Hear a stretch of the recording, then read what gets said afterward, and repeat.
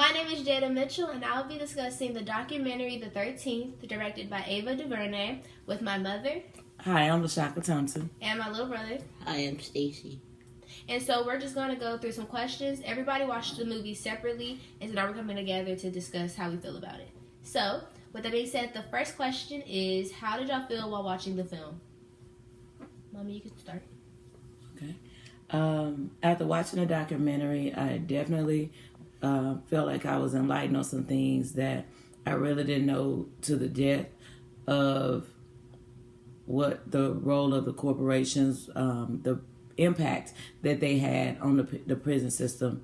And so I know through historically, African Americans have been in prison in mass numbers, or just minorities in general. But the documentary shed a light on the impact of corporations, the Walmarts and Coca-Cola, and how it was because of their desire to grow their businesses with guns and beds and all the things that you would need to support the prison. Those entities they received money for it. So that was their motivation behind criminalizing, dehumanizing African Americans and minorities. Stacey, how did you feel? There was things that I was surprised about because I didn't know about them. Like? At the beginning, close to the beginning of the movie, while there was they were making these movies about black people, and they were making it seem like the stuff that they did to white people actually looked like they actually did it to them, and it was surprising. Okay, and I'll speak on what Stacey said. Also, at the beginning of the movie, they had a film that was pretty much white people black-facing, which is when they paint their face till they look like brown, or they use black paint, and then they act pretty much act like animals, and they try to depict African Americans like that. And so they would eat real messy, just we had no manners, no class, we were animals, wild people, we didn't know anything. So that's at the beginning of the movie also. And then also we talked about the KKK and how they actually operated. And how did you feel about that? It was crazy because I knew what the KKK did, but I didn't know that they would do that to promote how black people act and stuff. Okay, and then Mom, do you have anything to add about that, or? I just think that the documentary is definitely something that more people need to watch, because it definitely created awareness, and the timeline I can appreciate that they gave us some history while leading up to the present, and how things that are happening right now in our history are revolving. It's the same cycle, but just a different presentation of the same unjust system. Okay, so the next question is, what were some of the loopholes throughout the 13th Amendment? So I can start with this. So what I mean is, yes, it was 13th Amendment, and it was supposed to, of course, help the United States of America, but I feel white people or Caucasians, they always want to be one step ahead, or just have an upper hand on minorities. So I said that yes, the 13th Amendment was freeing black people or African Americans, but it also still limited them because they still worked in terrible conditions. They were equal, but they weren't equal, which is still what we deal with today. Can you say the question again? The question was, what were some loopholes in the 13th Amendment that you saw? I think that's the point that they pulled out, that they really kind of based the entire documentary on, was that highlighted portion of, yes, you are free, the slaves were freed, but if you commit a crime, then you would then be, in essence, a slave to the state. Yeah. And so then you saw an increase where it wasn't before of African Americans starting to go to jail for smaller crimes. There was a lady in the movie where she received a life sentence for a cocaine charge. Yes. And so things like that. Well, she was fairly later in history, but it was escalating over time that people, African minorities, would start going to prison. I mean, not prison, but start being a part of the criminal justice system a lot sooner, a lot more frequently, yeah. And then their rights would be taken away from them as a result of that. So not only am I now having to go to prison and I'm away from my family and all of those things, but then when I come out, there was really no rehabilitation process for the behavior. So I'm not going to be able to get that job. I'm not going to be able to provide for my family. I'm going to continue to still be a part of the discrimination because my skin is still brown when I come out. And it was just a cycle, and we still see evidence of it today. You have anything to add? Or nothing to add to that? Okay, so the next thing is we can talk about the influences of the celebrities. So we referenced Donald Trump and that. Not only Donald Trump, but during the time of separate but equal, you had, I think it was President Nixon. And so he had a very strong opinion on what to do or treat African Americans as second-class citizens. And because of his platform, here is the leader of the United States of America talking about Americans in a way that they are second-class, as you said. And then the Donald Trumps, who had the money and the platform, and the way he continued to reference in the good old days. And all you saw was pictures and videos of people being mistreated by law enforcement, but then that same group of people, the Trump people that have similar thoughts as Trump, justifying that's the way we should be treated in 2022. It's the same behaviors of the 60s when there's protests and unrest with the citizens. Oh, that's how they're supposed to be treated. And because he had the platform and the money, people were able to say, he must be right because he makes all of this money. His opinion is more valuable than mine. When human rights is human rights. What's good for your daughter is good for my son. So I think in that time, people that had the platform and the money controlled what was on the news with the blackface and the shows, and even the police departments. Like they were family members of police officers. So if I had a problem with an African American kid, I could say, hey, Clara's boy, he looked at my daughter in a strange way. And then he would end up hanged. And then going forward, years later, no, they're not hanging. But when we're in the mall and we're walking and somebody grabs their purse because they assume you may want to cause them harm, as opposed to you being there shopping with money and having good intent. Your skin tone caused them to fear when there really wasn't any reason for that. You can jump in here anytime. So now I want to talk about how. Oh, I don't think I ever said how I felt about when I watched the film. I think only y'all answered that. So when I first started the film, I saw the KKK and the blackface, and I knew about them because I watch a lot of documentaries or movies about that, like Selma and those type of movies. I don't know, it interests me. So I watched a lot. So it was not more of I was learning something new, but they just went to detail about more of what happened.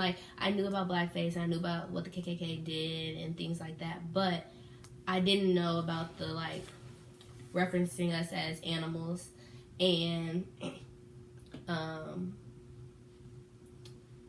I don't know. I guess the deeper details into it, like what really went into all those different things. I didn't think about that, but during the film, it was just eye opening to me. It just showed more intense. I mean, I messed up. That's fine. It just opened my eye more about to the prison because I don't really pay attention to that. Like I know people go to jail. Sometimes it's for a good reason, sometimes it's not. But I never really knew like what really happens in there and then how people actually like go through the jail process.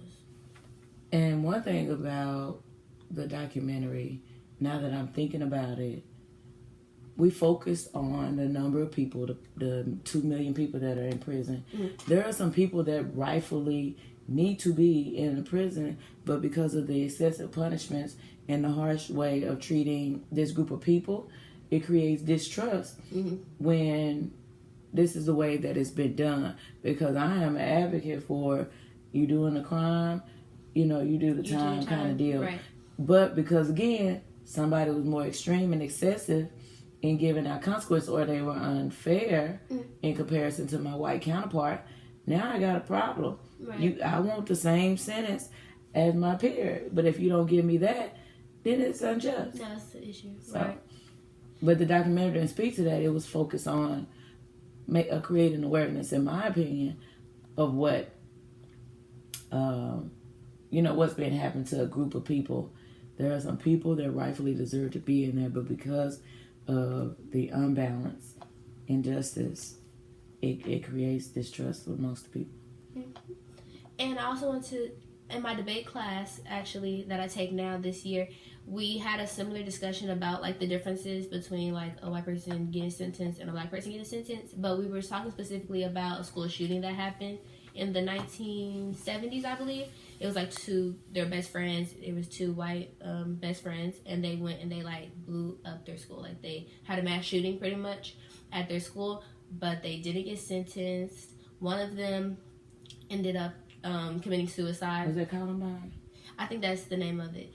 He committed suicide because he didn't want to deal with the consequences. And then the other one, he got let off because he said it was a mental issue, appearance like that. So he got let off. But if it was the other way around, like if it was like a black person, I doubt it would have went that way. So yes, we had a very long discussion about that. That's good.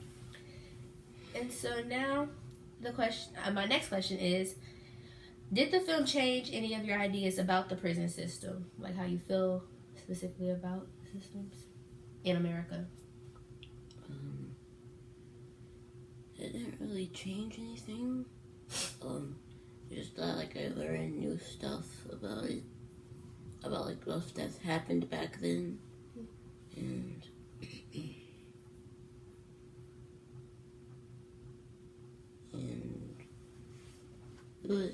it was interesting to watch, especially since I'm still kind of learning about those things. And it creates awareness, right? Yeah. And so I can remember the Black Lives Matter movement starting, and we kind of stopped, and we were watching the news, and we were all on the internet. He, at that time, you're 13 now, so what, you were like 8 or 9, and we were talking about the Trayvon Martin, and we were talking about, well, why did he get off? Because we know we saw this in the video. George Floyd, I think it was actually Stacy that saw the TikTok first. He was talking about it, and then I wasn't aware because I just don't believe in feeding. I was 11. Huh? I don't know. What you gonna say? I said I was 11. You were 11 when George Floyd? Because that was 2020. But Trayvon Martin was a little bit before that, and I can remember us talking about it. But all that to say, with up and coming, being a young man preparing for adulthood, these are things that you have to be mindful of, that we have to be mindful of, because in the video it talked about the men being arrested at a higher rate. It was like 1 to 17 black men or minorities will be arrested before a white male. Well, you're a black male in a room with, you're more likely.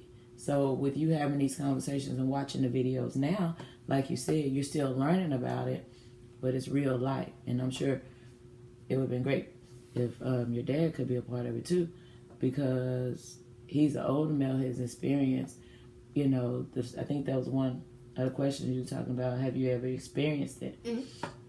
And it looked different for everyone. It looked, you know, so I think that that's really good that you're a part of this discussion now, and it makes you more aware. But I can definitely remember the George Floyd, and he was like, oh, why is this happening? Why is this being allowed to happen? And then Breonna Taylor, and you have all of this, what seems like evidence, but there's a law in place that allowed George Zimmerman, gave him the tools he needed to get off from killing someone. But the same law can be manipulated, stand your ground. It wasn't afforded to save up Trayvon Martin if he was. So, yeah, we have to be mindful of what is in writing with the Constitution. There's definitely a lot of conversation need to be had in regards to what the law says and what people interpret. So that was interesting to me. I'm sorry, did I? No, that was fine. The question was, did you how did your feelings change about the justice system and pretty much the police system in America? Okay. So, well, for me, but that was me responding to Stacey. But for me to answer that question, it was like those fine details, and more specifically, which organizations or supporting organizations, which corporate organizations are supporting the Alex, and which one are putting the money behind this mindset of how you treat people. So when I saw Coca-Cola, I'm like, I don't drink Coke, right? But in Walmart, I was like, ooh. Yeah. Okay, Walmart pulled out. So Walmart saw the error in its way and have, you know, attempted to make right, but I'm no longer gonna be a part of it. So I was really like trying to focus, and I was like, I don't know that company. Yeah. But they have so many umbrellas under it. So that was eye-opening to me. And this talking about the amount of money that they make. You know, it costs this amount to provide food and shelter for an inmate, and then you come back, and at that time, the medical care for them used to be really bad. Right. So you do all this work for the government, the state, and then when your health declines, your food is bad, your medical care, you're dying from hernias and such like that. And then to see how the officers were treating them too. It was just like so many things you hear about.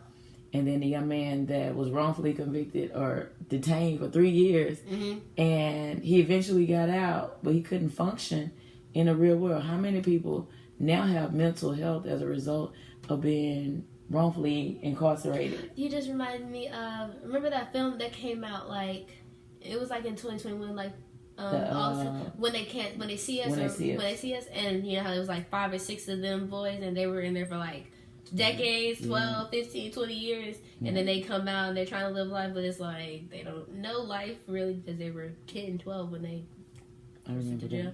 That just reminded me of that when you said that, wrongly convicted. And they talked about that. That's one of the things where I said Donald Trump had influence when he was like the teen raped him, and he had an opinion on that. Okay. Yep. That reminded me of that. But then, okay, so now this isn't a question, but it's a quote that I listened to at the end. It was closer to the end of the film. It talked about how now we are forcing people to talk about like what's going on because we're able to, like, we have social media, we have news, like it's more out there, so like we're not as quiet anymore because, like, of course there's been protests, you know, boycotting that's been here, but now that we have a bigger platform to like exploit it, now you can see more changes happening, and you're not able to just hide. Well, they're not able to just hide behind what they see and what they want to tell you because everybody can see it because it's public. So that's one thing I wanted to talk about. How y'all feel about that? I can start. So for me, I agree with that, and I say that a lot when I talk about if I'm like having a conversation about like segregation or like a black person getting killed by police or something like that. When I'm having those type of conversations, I was like, well, it's always like been here, like it's never stopped, but we have like a better platform. So like I use Instagram, and I could just be scrolling on one day or just tapping through somebody's story, and then the next post is showing like a police shooting somebody or something like that, like just scrolling. So like I see it and I know if they have a 2 million followers, 2 million other people saw it too. So it's just like the awareness that you have behind it. Because besides like in the past, it'll be the people that's there that knows about it, or like if you just happen to hear about it talking to each other. But now it's like worldwide, so everybody knows. Everybody can make a change if they want to or help. But how do you feel, Stacey? About the quote? Mm-hmm. Or about like social media having a bigger presence? Yeah, like in 2020, like when like all the Black Lives Matter movement started, I would see like most of the stuff like on TikTok or YouTube or like just the news in general, and you can see like how many people, I can see how many people in the comments like were aware, like had spread awareness about it, and it was good because, you know, we're getting treated differently than normal. And what Stacey said about what the dialogue that happens in the comment section is more powerful. Now you start getting different perspective. With the George Floyd post, people were watching the same video, but their interpretation. What if he had complied? Oh, he was a felon. He made counterfeit money. No, there is somebody's knee in this man's neck. Like, stay focused. But it brought out the uglies in people too, because of their social media presence. But it did allow it to be more visible. But millions of people watched the same video, and half the people felt one way and half the people felt another way. But at least in the situation where the picture of the KKK or, you know, just the town population, they had the person hanging. Yeah. They would justify a picture like that. A mob hung this person, take a picture of it, and there was no justice for the person they hung. Mm-hmm. And there was no standing the ground law. Then they just rightfully lynched somebody. So I think that social media has played a big part in changing the laws of the land. But until the votes are in place, those same laws will be reworded to do the same thing. It's still going to have that cushion for somebody to have an out.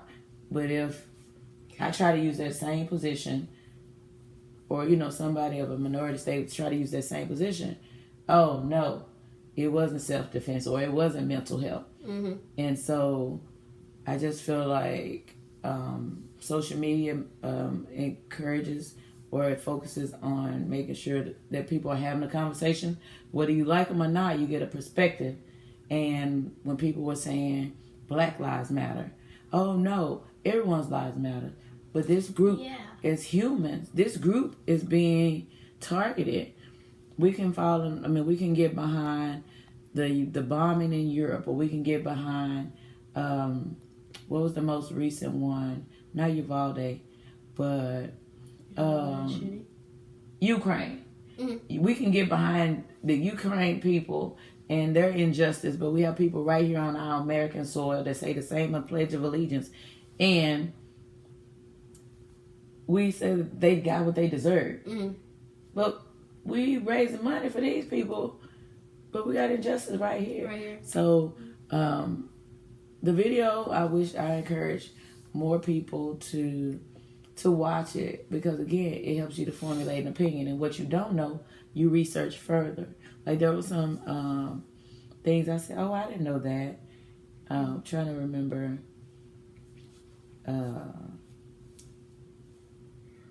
It was something dealing with the Clintons, and I'd heard it during the election process. So I was like, okay, at what point did they change the narrative? Were the Clintons really truly saying what needed to be said to get elected in the 90s, because the Republicans had been winning for so long with tough on crime? So then here's this Democrat, now you're tough on crime, but the extent to your tough on crime, the prison population increased, but then you change it later on. So like that to me prompted me I want to know more about what that timeline looked for them. And crack was a big thing, and communities were affected by that. And so, what were some other possible things that could have been put in place as a result of go to jail, come out, still be addicted or not, but get back into your old ways.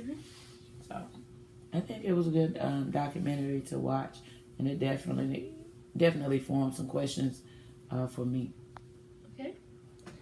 And that was all my questions, so sorry.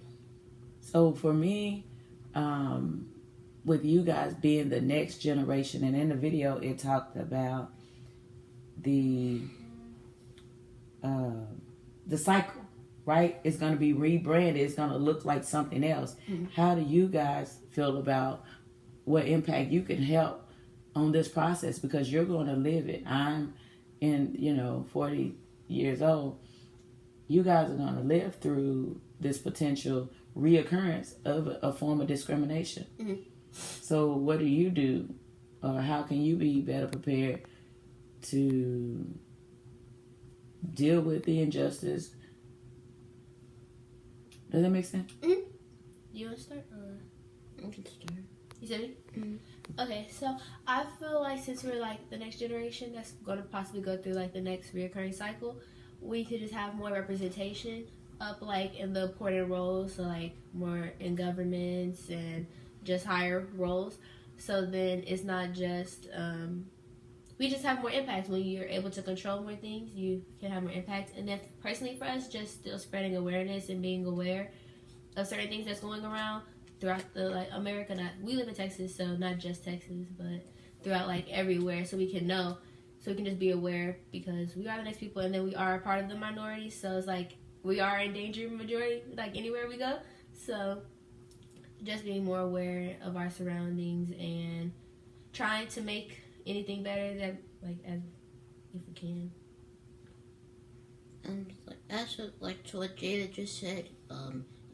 Spread way more awareness, and just be careful where you go, and just make sure. If you see this, make sure you spread the awareness out so people can see, and they can probably help. And I do feel right now, our generation, teenagers and stuff, we are more together. I go to the school, my school's majority black, but we have a few, our minorities are white, and then we have a few Hispanics and other minorities in there. But I feel we're already more inclusive, so hopefully as time goes on, we can just continue to build upon that. I mean, I know everybody's not thinking on the same page. There's still gonna be a few people out there, but get more inclusive as we can, since we're already here now, and I'm only 17, he's 13, so as we get older, hopefully it just gets better. And I think you can do it. I mean, we are definitely surrounded by different schools within our area. So the leaders from your senior class get with the leader from Lake Ridge, and you guys, hey, let's have a unity picnic. Boom. That's bringing two total different schools for its population. Majority white, majority Hispanic, and African American, bringing them together. So that's two communities coming together that are fairly close, about 10 minutes. And I definitely would highly encourage being aware of laws that are being presented, as well as the platform. Find out what you really stand for. All right. And be a part of that process. And don't let people sway your vote. It's not just Democratic way of thinking. It's just not just Republican. But who's really saying, I want to ensure that when I drive down the street, I'm not going to be racially profiled.